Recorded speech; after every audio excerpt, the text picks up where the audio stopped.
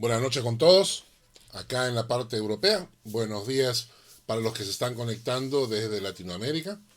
Que Dios les bendiga en esta serie de estudios que estamos haciendo sobre el Evangelio de Juan. Queremos avanzar lo más que podamos en este Evangelio que tiene tanta enseñanza, pero tanta enseñanza. Así que abran sus Biblias en el Evangelio de Juan, en el capítulo 9. La semana pasada empezamos estudiando este capítulo. Hemos estudiado los primeros 12 versículos. Y en estos 12 versículos, la escena es que Jesús pasa con sus discípulos y se encuentra con este ciego de nacimiento. Y la primera pregunta que hacen ellos es, ¿por qué? ¿Por qué? ¿Por qué este ciego, por qué nació ciego? ¿Quién pecó? ¿Él o sus padres? Preguntan los discípulos.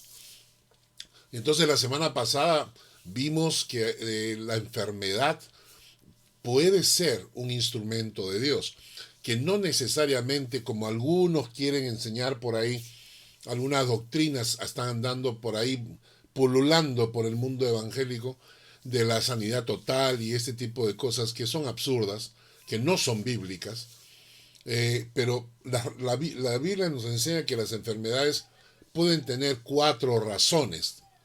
La primera es que realmente podemos glorificar a Dios. Por medio de una enfermedad podemos glorificar a Dios. Que Dios permite una enfermedad para ser glorificado. Para ser glorificado. En segundo lugar, vimos que la enfermedad puede ser como parte de una disciplina. Cuando no estamos andando en los caminos de Dios correctamente, Dios puede mandar un tipo de enfermedad como disciplina para hacernos volver a Él. En tercer lugar, vimos que puede ser resultado de nuestra irresponsabilidad. Es decir, puede ser que de alguna manera nosotros estamos violentando leyes físicas, comiendo demasiada grasa, demasiado colesterol, en fin, podemos estar cometiendo ciertas irresponsabilidades y nos cae una enfermedad y no debemos culpar a Dios por eso. Y en cuarto lugar, vimos que las enfermedades pueden ser el camino que Dios use para llevarnos a su presencia. De alguna manera tenemos que pasar a su presencia. Entonces, si el Señor quiere que pasemos un poco antes, probablemente nos mande una enfermedad y de esa manera pasamos más rápido a su presencia. Esto lo vimos la semana pasada. Después de estudiar el tema, nos encontramos con Jesús y el ciego, que Jesús escupe, hace un poco de lodo, le unta los ojos y lo manda que se lave en el estanque de Siloé.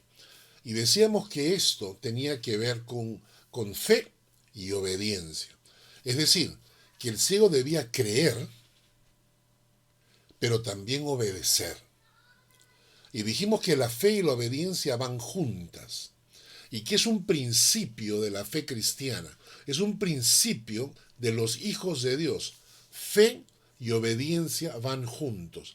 Si tú encuentras a una persona que dice que tiene fe, pero no tiene obediencia a la palabra y a las cosas de Dios, entonces te estás encontrando con alguien que probablemente sea un falso creyente, sea un falso cristiano.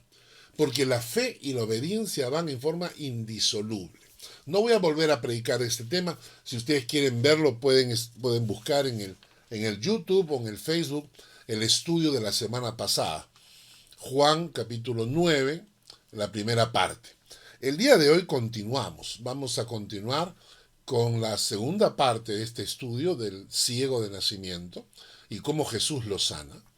Y antes que esto, la historia es interesante porque a partir del versículo 13, quiero que leamos, vamos a leer versículo 13 en adelante. Dice Juan capítulo 9, versículo 13. Llevaron ante los fariseos al que había sido ciego, y era día de reposo cuando Jesús había hecho el lodo y le había abierto los ojos. Volvieron pues a preguntarle también los fariseos cómo había recibido la vista. Y él les dijo, me puso lodo sobre los ojos y me lavé y veo. Entonces algunos de los fariseos decían, ese hombre no procede de Dios, porque no guarda el día de reposo. Y otros decían, ¿cómo puede un hombre pecador hacer estas señales? Y había disensión entre ellos. Entonces volvieron a decirle al ciego, ¿qué dices tú del que te abrió los ojos?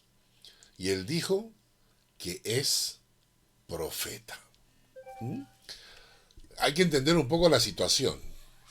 Los fariseos quieren matar a Jesús, ¿no es cierto? ¿Por qué?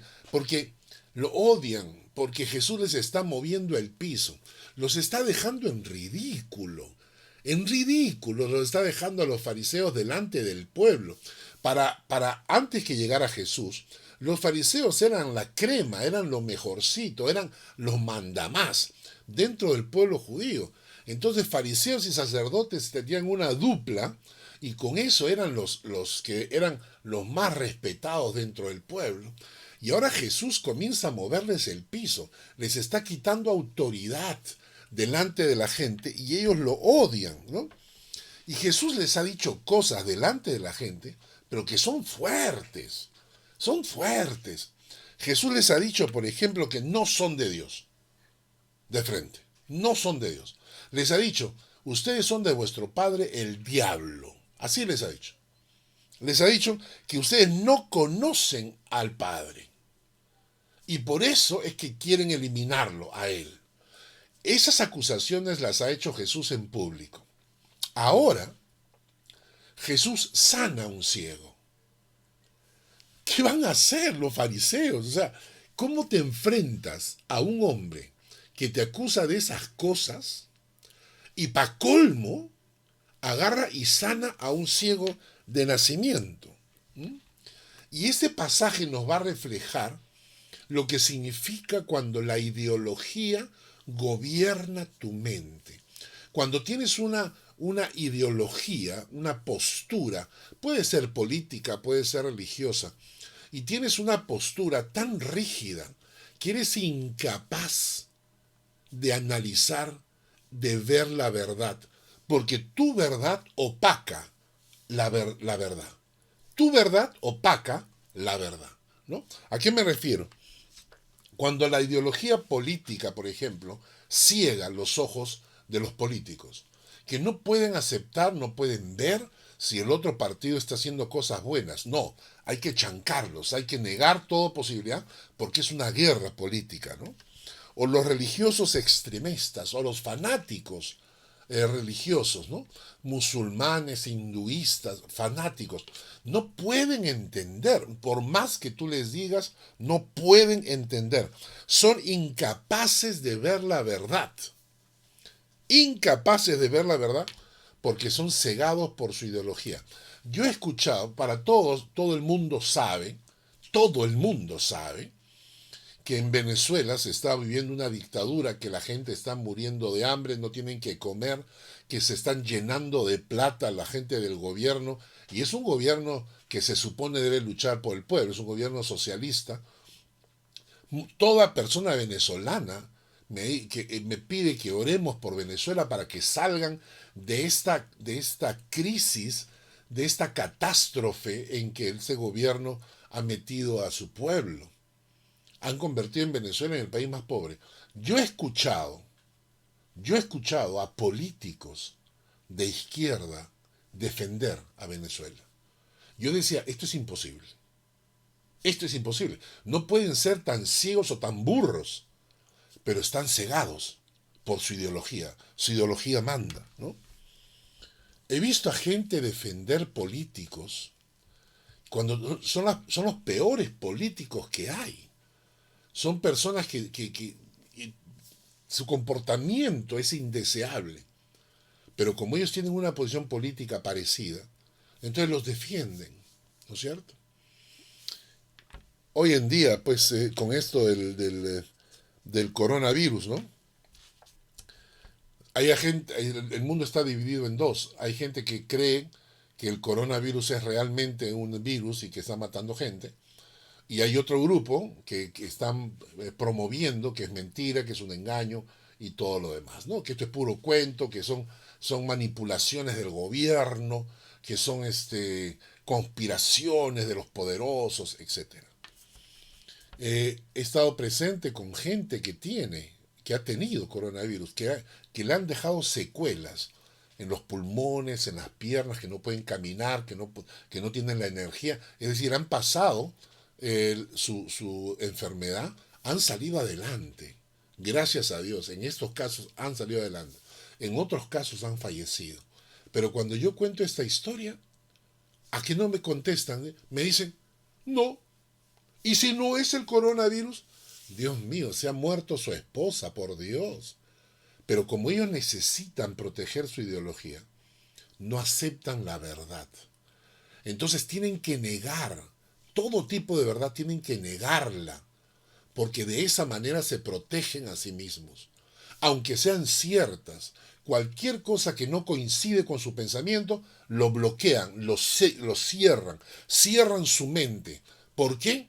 Porque ellos tienen una verdad y no aceptan que su verdad esté equivocada.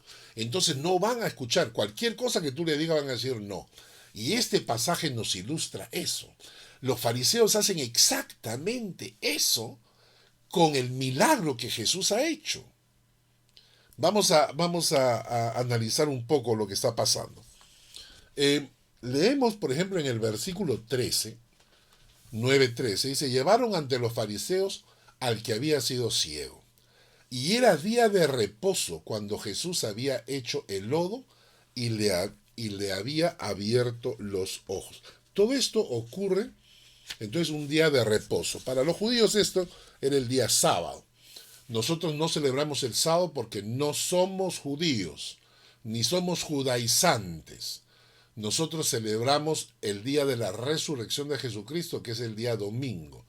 Por eso los cristianos decían, cada primer día de la semana se reunían para partir el pan, para tener estudios bíblicos, para orar unos por otros.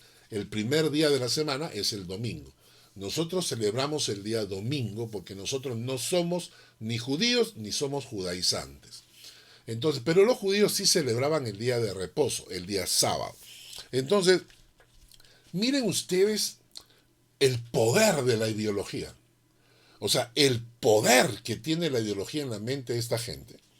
Porque tienen delante a un ciego. Y ciego de nacimiento. O sea, si este ciego de nacimiento hubiese sido millonario y le decían, mira, acá está Jesús que te puede devolver la vista, ¿cuánto hubiese pagado? ¿Cuánto si Jesús le hubiese cobrado? Le hubiera dicho, ok, yo te devuelvo la vista, pero me tienes que pagar tanto.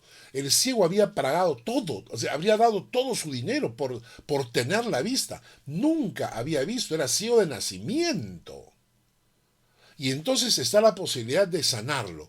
Pero para los fariseos, ni la misericordia, ni la compasión, ni el saber que era un hombre ciego de nacimiento que había vivido toda su vida sin poder ver la luz del sol, ni los colores, ni nada. ¿A ellos qué les interesaba? Miren el versículo 15 y dice, volvieron pues a preguntarle también los fariseos cómo había recibido la vista. Y él les dijo, me puso lodo sobre los ojos y me lavé, ¿no? Y veo, ¿no? Entonces algunos de los fariseos decían, ese hombre no procede de Dios porque no guarda el día de reposo. Por Dios, por Dios. Pero qué cosa tenían en la cabeza. Eso se llama ideología. Es decir, a ellos no les importaba el ciego de nacimiento. No les importaba si era un hombre que estaba sufriendo o no. ¿Qué se supone que tenía que decirle Jesús al ciego? Mira, cieguito, yo sé que toda tu vida has sido ciego, así que, mira, no te preocupes, yo te voy a devolver la vista, pero hoy día no, ¿ya? Porque hoy día es mi día de reposo, ¿ya? De repente mañana temprano. O sea, imagínate tú que llegas a un hospital, a una emergencia, necesitas que te traten con urgencia, y entonces sale el médico y te dice, ah, sí, no hay problema, yo lo puedo curar, no se preocupe, pero venga mañana, porque hoy día es mi día de reposo. Ese era el nivel de la religión de los fariseos. Ese era el nivel de la fe de esos fariseos. Y entonces están criticando a Jesús. Están criticando a Jesús, ¿por qué? Porque sana al ciego en día de reposo. Esa es la acusación, ¿no es cierto? Ahora, naturalmente no todos pensaban igual, ¿no?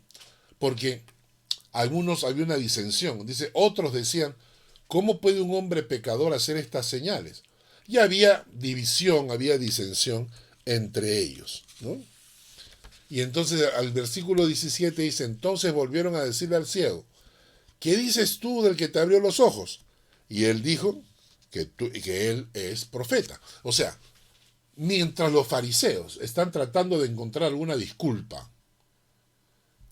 para el ciego es claro. El ciego ya no está dudando de nada. El ciego, él es profeta. O sea, de hecho, es un profeta o algo más. ¿Por qué? Porque yo era ciego y ahora veo, pues. ¿No? O sea, por favor, no sean tontos, ¿no? O sea, es así de fácil, ¿no? Ahora, interesante es que los fariseos, como no pueden aceptar esa verdad. No pueden aceptar esa verdad. Tienen que buscar alguna otra alternativa. Ajá, se les ocurre interrogar a los padres, ¿no? Entonces llaman a los padres del ciego. Del versículo 18 al 23 nos cuenta qué ocurre ahora con los padres. Dice, pero los judíos no creían que él había sido ciego. No les importaba la evidencia. No les importaba la evidencia. Sino que simplemente no creían. Se cerraban. Es como los terraplanistas, los que creen que la Tierra es plana. No importa las evidencias que tú les des, todo es mentira. La cantidad de millones de fotos que tú les das, no importa. Para ellos todo es mentira, ¿no? Y así con todas estas teorías de la conspiración. Por si acaso, no hagan caso de ninguna teoría de la conspiración. Que el Bill Gates, que Soros, que los Illuminati, es decir, todas esas son tonterías que la gente está inventando en tiempo de pandemia. ¿Mm? Ahora, en Juan 9, 18 al 23. Pero los judíos no creían que él había sido ciego y que había recibido la vista, hasta que llamaron a los padres del que había recibido la vista. Y les preguntaron, diciendo, ¿es este vuestro hijo, el que vosotros decís que nació ciego? ¿Cómo pues ve ahora? Y sus padres respondieron y les dijeron, sabemos que este es nuestro hijo y que nació ciego. Pero como ve ahora, no lo sabemos. O quién le haya abierto los ojos, nosotros tampoco lo sabemos. Edad tiene, edad tiene. Preguntadle a él hablará por sí mismo. Esto dijeron sus padres porque tenían miedo de los judíos, por cuanto los judíos ya habían acordado que si alguno confesase que Jesús era el Mesías, fuera expulsado de la sinagoga. Por eso dijeron a sus padres, edad tiene, preguntadle a él, ¿no? Entonces, típico de los necios, estos fariseos niegan la realidad, niegan la verdad. Cuando te encuentres con una persona así, con una persona que es necia, que no importa lo que tú le digas, lo va a negar, ya sabes que no vas a llegar a ningún lado. O sea, esa discusión es perder tiempo. Está bien, todo está funcionando. Me dicen que acá a mi lado se ve, sí se ve, sí. Ah, continuamos. Los, eh, los fariseos entonces deciden llamar a los padres del ciego y preguntarles. La respuesta de hombres coaccionados, llenos de miedo, ¿no es cierto? Los padres están asustados, los fariseos todavía tienen poder. Y saben que tienen poder no solamente religioso, tienen poder político. Entonces los padres contestan lo mejor que pueden, ¿no? Cuando ellos dicen en el versículo 19, ¿es este vuestro hijo y el que vosotros decís que nació ciego? Miren esa frase. ¿Es este vuestro hijo y el que vosotros decís que nació ciego? Están diciendo que los padres eran mentirosos. Están diciendo que no nació ciego, que era puro cuento. Que todos estos años ha sido mentira. Que todo el mundo conoce al ciego de nacimiento. Pero todos estos años ha engañado, ¿no? Entonces dicen, ¿es este vuestro hijo el que vosotros decís que nació ciego? ¿Cómo pues ve ahora? ¿Cómo pues ve ahora? ¿No? Y sus padres responden, sabemos que este es nuestro hijo y que nació ciego. Claro, las dos cosas que los padres pueden estar seguros. Este es nuestro hijo, de hecho, porque esa cara la conozco. Pero nació ciego también. Puedo dar testimonio. Pero ¿cómo es posible que él pueda ver ahora? No lo sabemos. ¿Quién le haya abierto los ojos? Nosotros tampoco lo sabemos. Edad tiene, y le mandan la pelota al cieguito. Edad tiene, pregúntenle a él. La respuesta es súper graciosa, ¿no? Edad tiene, pregúntenle a él. Es nuestro hijo, pero no sé nada, ¿no? Es nuestro hijo, pero no sé nada, ¿no? Muy bien. Y entonces ahora entramos a la tercera escena, la ceguera de los fariseos. Versículos 24 al 29. Dice, entonces volvieron a llamar al hombre que había sido ciego y le dijeron, da gloria a Dios porque sabemos que ese hombre es pecador. Da gloria a Dios, le dicen al ciego que ahora está viendo, porque nosotros sabemos que ese hombre es pecador. Ellos han visto el milagro, son incapaces de aceptar el milagro de Dios. Yo le he visto esto. He visto a mucha gente que se llaman ateos, que se llaman incrédulos o lo que sea. Delante de ellos han ocurrido milagros. Y ellos agarran y tienen una respuesta cualquiera. Dicen, sí hemos visto el milagro, pero todo es mentira. Todo es un engaño. Porque no tienen el deseo de creer. En el versículo 25, para mí es una de las respuestas más impresionantes que puede alguien haberle dado a los fariseos. Entonces él respondió y le dijo, si es pecador, no lo sé. Una cosa sé, y es que antes yo era ciego, ahora veo. Qué precioso. Y con esto los cayó, les tiró una cachetada a los fariseos, el cieguito. Cuando él agarró y dijo, mira, yo no sé, ustedes serán muy teólogos, serán muy expertos en todo esto del Antiguo Testamento, ustedes sabrán de todo. Ustedes de repente sabrán que es pecador, bueno, ustedes sabrán por qué lo dicen. Pero yo solamente sé una cosa, y es que antes era ciego y ahora veo. Yo recuerdo cuando recién conocí al Señor, cuánta gente se me vino encima. Yo no sé por qué. Yo no era una persona muy, bueno, necesitaba cambiar mi carácter. Mi carácter era muy explosivo. Me peleaba mucho con mi familia, con mi mamá, con mi hermana, con mis primas. Era muy gritón, era muy peleón, ¿no? Y realmente yo necesitaba que Dios tocara mi corazón. Cuando Dios tocó mi corazón, me dijeron de todo. Me dijeron que me iban a lavar el cerebro, que me iban a quitar toda mi plata, que que todo era un engaño, que era una secta, todas las cosas que me dijeron. Y yo recuerdo que un día dije, bueno, yo no sé si todo lo que me están diciendo es verdad, pero lo cierto y lo único que yo puedo certificar ahora es que yo antes no podía dormir porque tenía miedo a la muerte y ahora tengo paz.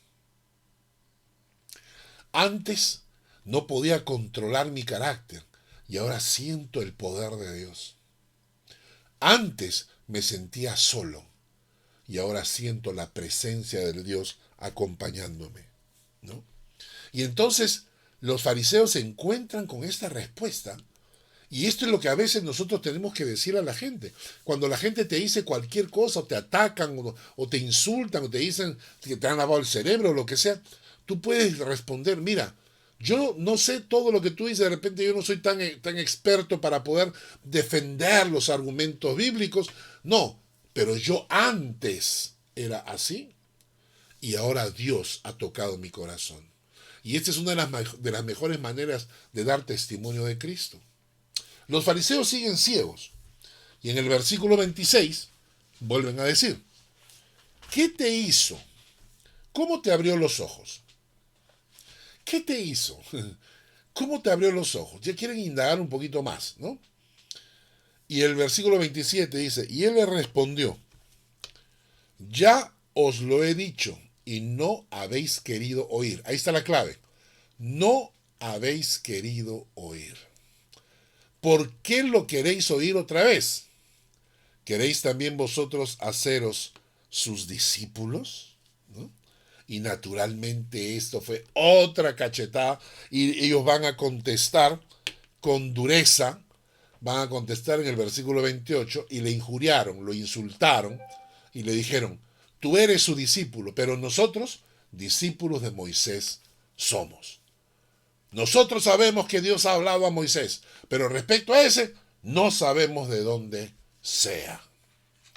Interesante el nivel de ceguera que puede llegar a tener una persona por cuestión de su ideología. Vamos entrando a la parte más interesante. Ahora vamos a entrar a una parte donde el ciego le va a dar a los fariseos una cátedra de 4 puntos. Vamos a leer el texto, está en Juan capítulo 9, versículos 30 al 34. Juan capítulo 9, versículos 30 al 34.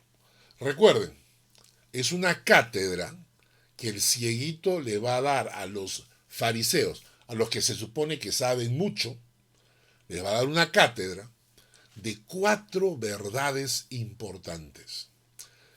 Juan capítulo 9, versículos 30 al 34.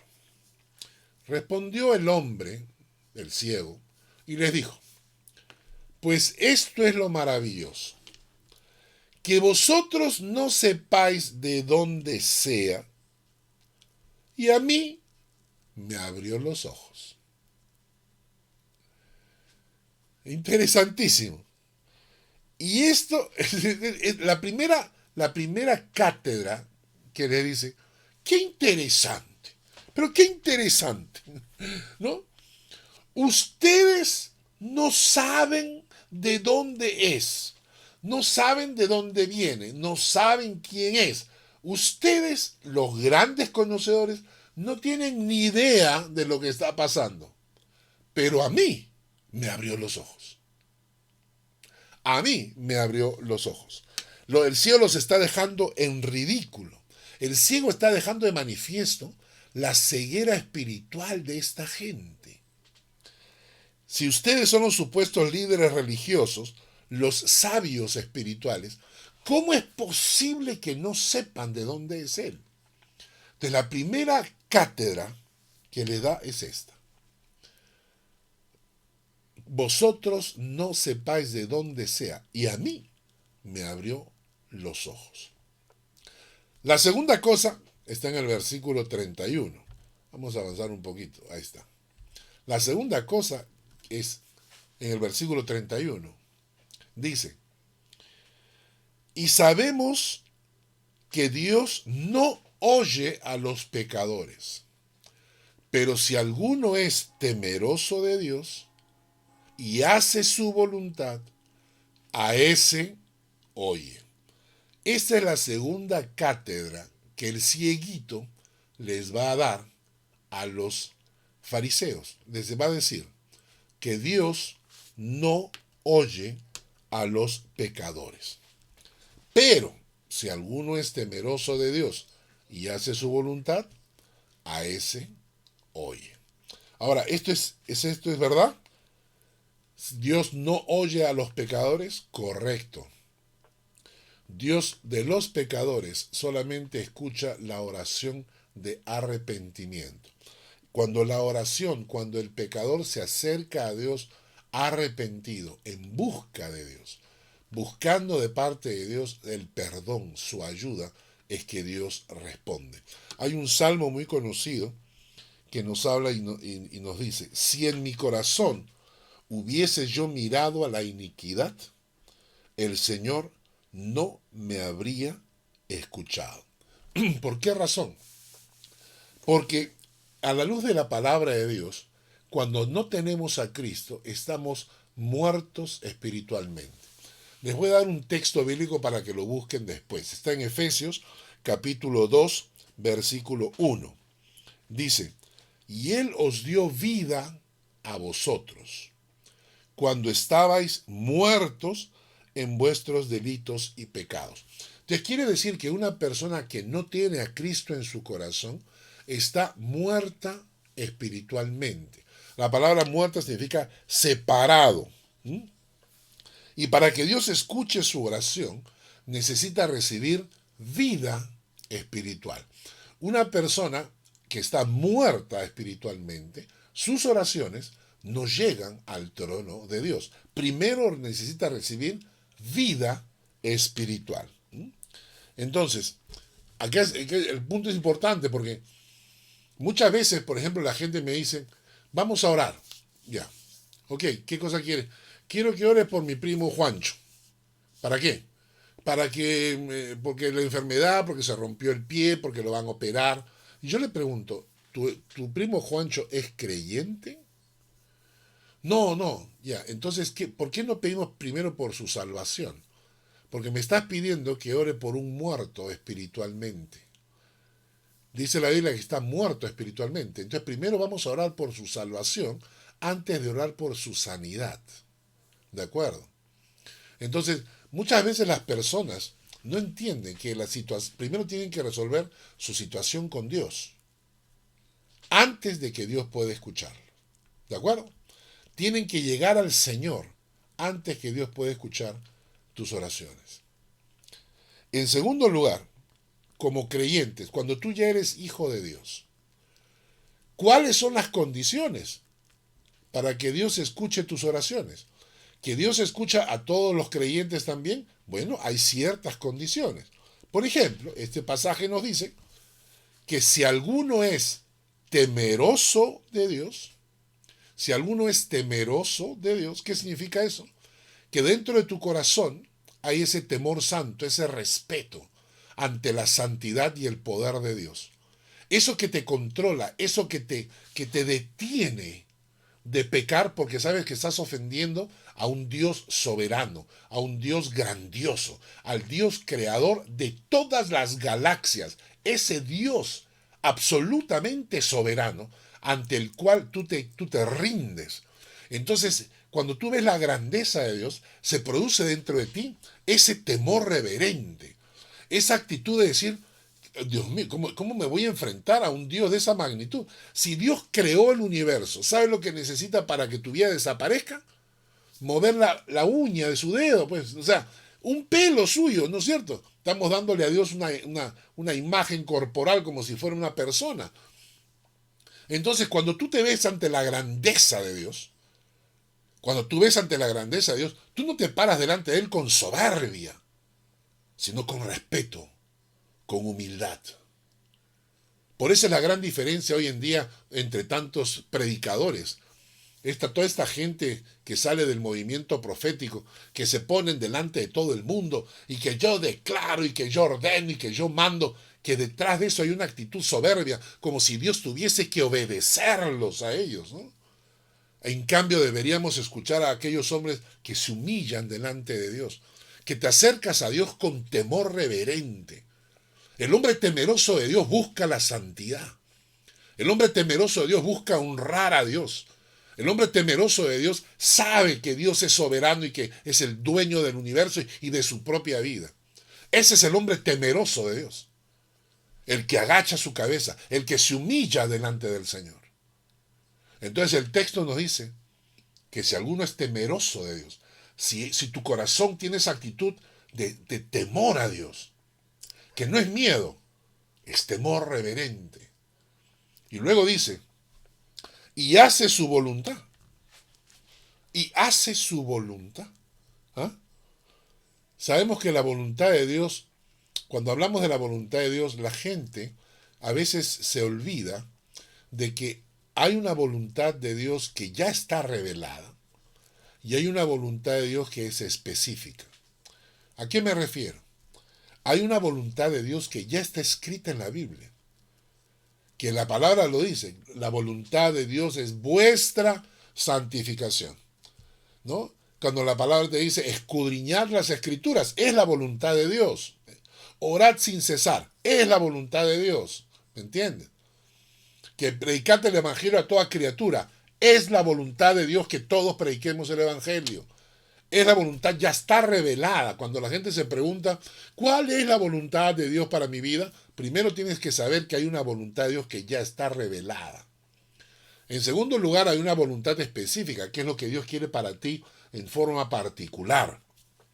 Y que eso tú lo vas a ir descubriendo en el camino. Pero cuando este pasaje dice que si alguno es temeroso de Dios y hace su voluntad, está hablando de esa voluntad revelada. Está hablando de obedecer lo que ya está revelado en la Escritura. Entonces, cuando tú tienes esa actitud de yo quiero obedecer de verdad, yo quiero obedecer de verdad la palabra. Muchas veces leemos en la Escritura textos y que a veces nos confrontan, a veces nos tocan adentro y te dicen, estás desobedeciendo aquí, en este punto estás desobedeciendo, ¿no? Y hemos hablado de esto antes, cuando la gente quiere la obediencia selectiva, cuando eliges obedecer lo que quieres obedecer de la Biblia y lo que no quieres lo diluyes, ¿no? Lo pasas por alto, lo guardas, ¿no? Entonces, la actitud del corazón es yo quiero hacer la voluntad de Dios, especialmente esa voluntad que ya está revelada, que ya está escrita en la Biblia. Entonces, la primera actitud es ser temeroso de Dios. La segunda actitud es que hace su voluntad. ¿Ah? Hacer su voluntad. La tercera cosa es orar de acuerdo a su voluntad. Hay un texto bíblico que está en 1 Juan 5:14, dice, y esta es la confianza que tenemos en Él, que si pedimos alguna cosa conforme a su voluntad, Él nos oye. Diciendo, Padre, si quieres, pasa de mí esta copa, pero no se haga mi voluntad, sino la tuya, dijo el mismo Jesucristo. ¿Acaso Jesucristo se paró diciendo, yo declaro la sanidad del enfermo y yo exijo? No, así no fue. El mismo Jesucristo oró diciendo, Padre, si quieres, pasa de mí esta copa, pero no se haga mi voluntad, sino la tuya. Así debemos orar. ¿Entendimos? Así debemos orar. Entonces, vamos a regresar. ¿Cuáles son los requisitos para que Dios escuche nuestras oraciones? Temeroso de Dios, hacer su voluntad y orar de acuerdo a su voluntad. Y entonces Dios escucha. ¿Ok? Vamos a volver para repasar la sabiduría del ciego. La primera cosa que les dijo fue, esto es lo maravilloso, vosotros no sepáis de dónde sea, y a mí me abrió los ojos. La primera cachetada que le da a los fariseos. La segunda, sabemos que Dios no oye a los pecadores, pero si alguno es temeroso de Dios y hace su voluntad, a ese hoy. Vamos a ver la tercera sabiduría del ciego. Y es la siguiente. Desde el principio, está en el versículo 32, Juan 9:32. Desde el principio no se ha oído decir que alguno abriese los ojos a uno que nació ciego. ¡Fua! ¿No? Esta es otra cachetada. Desde el principio nunca se ha sabido que un ciego de nacimiento haya recibido la vista. ¿Por qué? Porque esto diferenciaba a Jesucristo como el Mesías. Y cuando la gente habla de Jesucristo, no estamos hablando de un filósofo cualquiera, estamos hablando del hombre que es capaz de caminar sobre las aguas porque la naturaleza se somete a su autoridad porque Él es el Dios en la tierra. Estamos hablando del que puede agarrar 5 panes y 2 peces y multiplicarlos y darle de comer a 5.000 personas, hasta 10.000, incluyendo mujeres y niños. Estamos hablando del que hace caminar a paralíticos. Y ahora Jesús está haciendo un milagro que nunca nadie en toda la historia ha podido imitar. Devolverle la vista a un ciego de nacimiento. Escúchenme, porque no conozco ninguna historia de ningún pastor,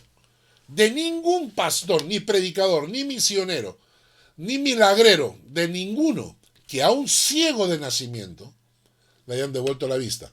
Sí conozco historias de gente que perdió la vista, que tuvo problemas y que de alguna manera Dios hizo un milagro y lo sanó. Sí.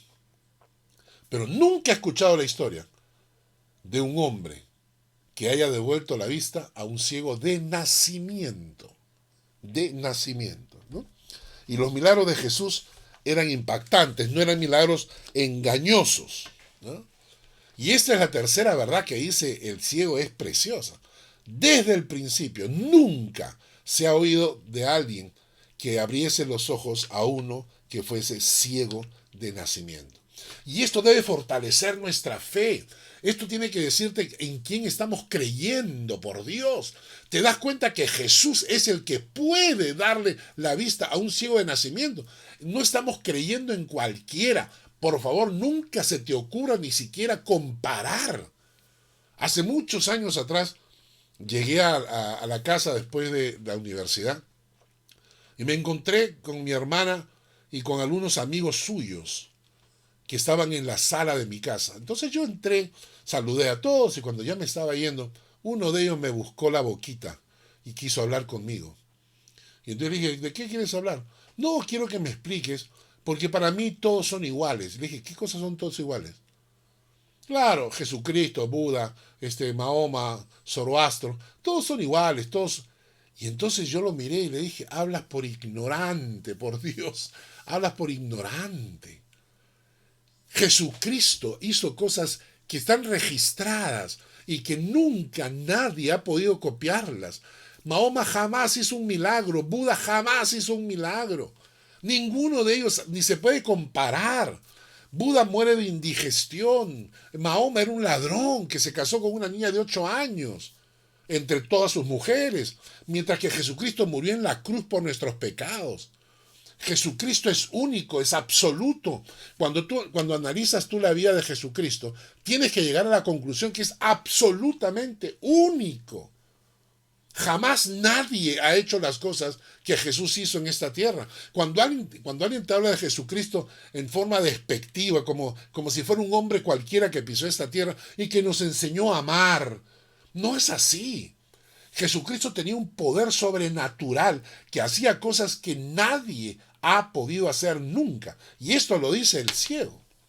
Desde el principio, nunca, nadie ha abierto los ojos a uno ciego de nacimiento. Y la cuarta verdad que le dice el ciego a los fariseos es, si éste no viniera de Dios, nada podría hacer. Si éste no viniera de Dios, nada podría hacer. Tú que me estás escuchando, ¿te convence todo esto que estamos hablando? ¿Te das cuenta todas las evidencias que apuntan a que Jesucristo era el Hijo de Dios, enviado de Dios, que pisó esta tierra para nosotros? ¿Te das cuenta que es necesario que lo analices? Porque tu vida, tu salvación y tu eternidad están en eso. Estoy hablando que los milagros de Jesús impactaban a toda la gente que los rodeaba. Y por eso es que el ciego dice, si este no viniera de Dios, nada podría hacer. Escucha esa frase, por favor. Si este no viniera de Dios, Jesucristo, enviado de Dios, es la gran diferencia. Y por eso creemos y necesitamos creer, y tú necesitas creer, en el único que ha hecho este tipo de milagros. Así que el ciego los cacheteó, claro. Los fariseos, pues, tuvieron que responder, ¿no es cierto? Entonces le responden en el versículo 34. Respondiendo les dijo, tú naciste del todo en pecado y nos enseñas a nosotros. Y la expulsaron. Pobre cieguito. Pobre cieguito. Tú naciste del todo en pecado y nos enseñas a nosotros, le dicen los fariseos. Y le expulsaron de la sinagoga. Pero perdónenme, como yo veo la historia, a mí, yo en el lugar del ciego, ¿sabes qué? Me llega. A mí me llega lo que esta gente me diga, me expulsen de la sinagoga. ¿Y saben por qué? Porque nací ciego y ahora estoy viendo los colores, los paisajes, el sol. Estoy viendo porque Él me ha devuelto la vista. ¿Usted cree que me importa la opinión de los fariseos? Claro que no, ¿no es cierto? Y ahora lo interesante, cuando Jesús se entera de que al ciego lo han expulsado. Y esta es una parte muy, muy interesante. Vamos a leer Juan 9, 35 al 47. Empezamos con estos 3 versículos. Dice, oyó Jesús que le habían expulsado y hallándole le dijo, ¿crees tú en el Hijo de Dios? Respondió él y dijo, ¿quién es, Señor, para que crea en él? Claro, porque recuerdan que él estaba ciego, ¿no? Si él estaba ciego, Jesús le pone el lodo, pero todavía no ha recibido la vista. Y cuando él se va para lavarse en el estanque de Siloé y regresa, siguiendo la fe y la obediencia que Jesús estaba pidiéndole, cuando regresa ya no lo encuentra. Así que él no lo ha visto todavía. Entonces la respuesta en el versículo 36 es, ¿quién es, Señor, para que crea en él? Y Jesucristo le da la respuesta. Le dijo Jesús, pues le has visto. El que habla contigo, Él es. ¿No? Él es. Y Jesús se le acerca y lo busca, porque como lo han expulsado de la sinagoga, a pesar de todo y el milagro que ha recibido, tiene que sentirse también un poco como cuando te expulsan, pues te sientes solo, ¿no? Y Jesús se acerca a buscarlo. Y aquí viene el punto. Jesús le dijo, Jesús le preguntó, ¿crees tú en el Hijo de Dios? Y te pregunto a ti lo mismo. ¿Crees tú que Jesús es el Hijo de Dios? ¿Crees tú que Jesucristo no fue simplemente un hombre, sino que fue el enviado, que vivía con Dios desde antes de la fundación del mundo y que se encarnó para venir a morir por nuestros pecados? ¿Crees tú en el Hijo de Dios? Y miren lo que pasa en el versículo 38. Y le dijo, creo, Señor, y le adoró. Creo, Señor, y le adoró. Y quiero decirles algo, hermanos, en este momento.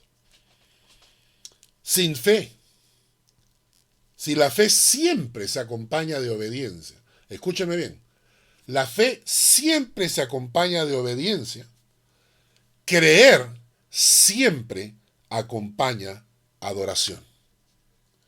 Es decir, la fe siempre se acompaña de obediencia y el creer en Jesucristo como el Hijo de Dios auténtico, como el Mesías prometido, como el Señor de señores y como el Dios eterno, creer en Él de esa manera siempre termina en adoración, siendo la adoración una de las principales actividades que el creyente debe tener. Tenemos que activar la adoración. Yo te pregunto, ¿hace cuánto que no adoras? ¿Para qué has sido salvado? Para adorar a Dios. ¿Hace cuánto que no adoras al Señor? Si has sido salvado para adorar. Mucha gente se limita su tiempo de oración a 2 o 3 canciones en el culto y cantan canciones sin adorar a Dios. ¿Hace cuánto que no adoras en tu cuarto, en tu casa? ¿Hace cuánto que no cierras la puerta de tu dormitorio y te arrodillas y adoras al Señor? Porque adorar y postrarse es lo mismo. Adoración y postración. La actitud de postrarse significaba ponerte de rodillas y poner tu frente en el piso. Poner tu frente en el piso, porque de esa manera el rey tenía la posibilidad de cortarte la cabeza. No tenías ninguna posibilidad de defensa. Inténtalo, ponte en el piso, arrodíllate y pon tu frente en el piso para que veas que si hay alguien en el cuarto, pueden hacer lo que quieran contigo porque no tienes posibilidades de reaccionar. Eso es postración. Eso es ponerte a los pies del Señor. ¿Hace cuánto que no adoras al Señor? ¿Hace cuánto que no adoras al Señor? Y estás esperando en la iglesia a cantar. Cantar es una cosa. Puedes cantar, puedes alabar, pero adorar es la actitud del corazón. Hermanos, la verdad es que es triste. Es triste. Poquísimos cristianos adoran a Dios. Algunos no saben ni siquiera orar. Pero una cosa es orar. Una cosa es orar. Una cosa es cantar. Una cosa es alabar. Y una cosa es postrarte delante de Dios. Postrarte como Él es tu Señor. Él es tu dueño. Él es tu Redentor que te compró. Póstrate delante de Él. Para eso hemos sido salvados. Y eso fue lo que hizo el ciego. Se postró delante de Dios. Se postró delante de Dios. Adoró a Jesucristo de frente. ¿Tienes vergüenza de postrarte delante de Dios? ¿Por qué no lo haces? ¿Por qué no tenemos tiempo de adoración en casa? ¿Por qué tenemos que adorar con la iglesia? ¿Acaso la iglesia es la que nos da la posibilidad de adorar? ¿Acaso la adoración no debe ser una actitud individual del corazón? Cada mañana levantarte y postrarte delante de Dios. No necesariamente tienes que hacerlo delante de la gente para que la gente te vea como si tú fueras lo máximo, ¿no? Pero en tu cuarto a solas, en tu oficina, postrar tu corazón delante del Padre y adorarlo. Adorarlo. Hay que reactivar la adoración en la vida individual de cada creyente. Es interesante que Jesús enseñó eso. Jesús cuando se encuentra con el diablo le dice: a ti te daré toda esta potestad y la gloria de ellos, de los reinos, porque a mí me ha sido entregada, y a quien quiero la doy. Si tú postrado me adorares, todos serán tuyos. Respondiendo Jesús le dijo: vete de mí, Satanás, porque escrito está: el Señor tu Dios adorarás, y a Él solo servirás. Es tiempo de confrontar nuestras vidas, Señor, hermanos. Es tiempo de confrontar nuestras vidas. La enseñanza de Jesús es clara. Al Señor, tu Dios, adorarás, y a Él solo servirás. No solo servir, pero adorar. ¿Hace cuánto tiempo que no tiene un tiempo de adoración en su casa, a solas? Hemos perdido la adoración. Quiero que me acompañen un texto en Salmos. Dice: comerán los humildes y serán saciados. Alabarán a Jehová los que le buscan. Vivirá vuestro corazón para siempre. Se acordarán y se volverán a Jehová todos los confines de la tierra. y todas las familias de las naciones adorarán delante de ti. Porque de Jehová es el reino, y él regirá las naciones. Comerán y adorarán todos los poderosos de la tierra.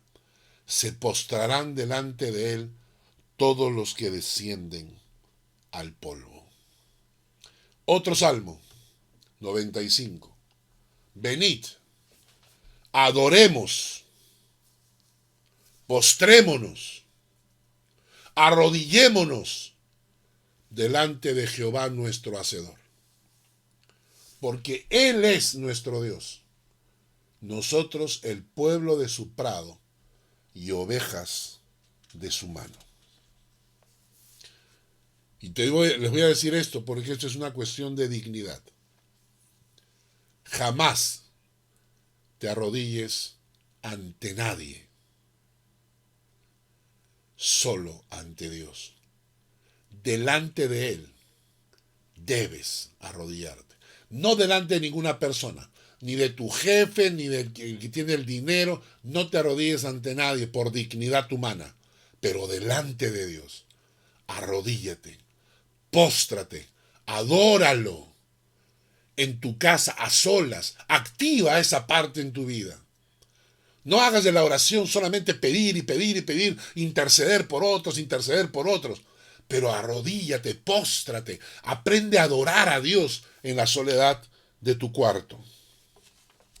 Terminamos leyendo la última parte del Evangelio de Juan, capítulo 9, versículos 39 al 41.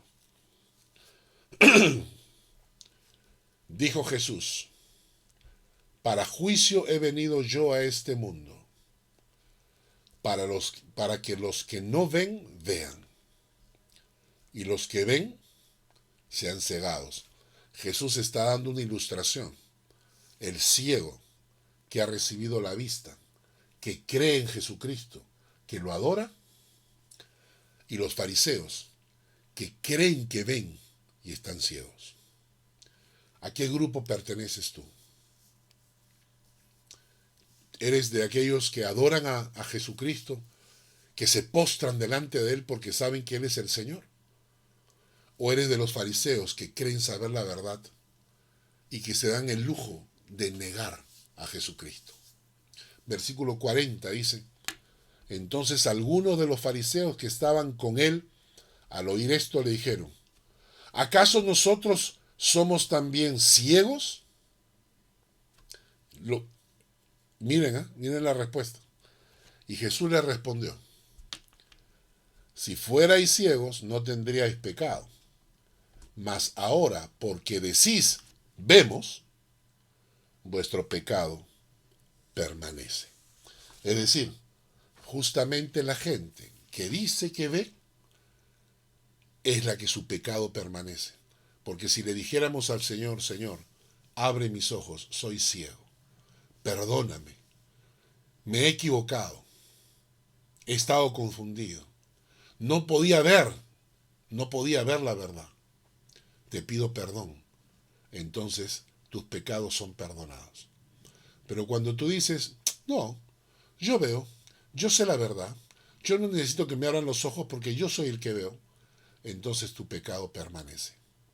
Maravillosa la enseñanza de este pasaje, capítulo 9 de Juan, el ciego que fue sanado por el Señor. Que el Señor guíe esta enseñanza en nuestro corazón, que nos haga pensar en la necesidad de buscar a Dios para que siempre los ojos de nuestro corazón se abran a la verdad divina. Que Dios les guarde y les bendiga. Permítanme terminar con una oración. Padre, nuevamente en este estudio te pido que tú guíes estas palabras y este estudio y lo uses para tu gloria, donde tú quieras, con la gente que tú quieras. Permite que nosotros seamos instrumentos para retransmitir, para mandar este mensaje, para que otros puedan escucharlo. Te pedimos, oh Dios, que nos des la actitud del corazón que mencionaba el ciego, para que nuestras oraciones lleguen delante de tu trono, para que realmente seamos temerosos de ti, que querramos hacer tu voluntad, y cuando oremos, oremos que se haga tu voluntad y no la nuestra. Gracias, oh Dios, recibe nuestras oraciones y recibe nuestro agradecimiento. En el nombre de Jesús. Amén y amén. Que Dios les guarde y les bendiga. Nos vemos la próxima semana con el Evangelio de Juan, capítulo 10.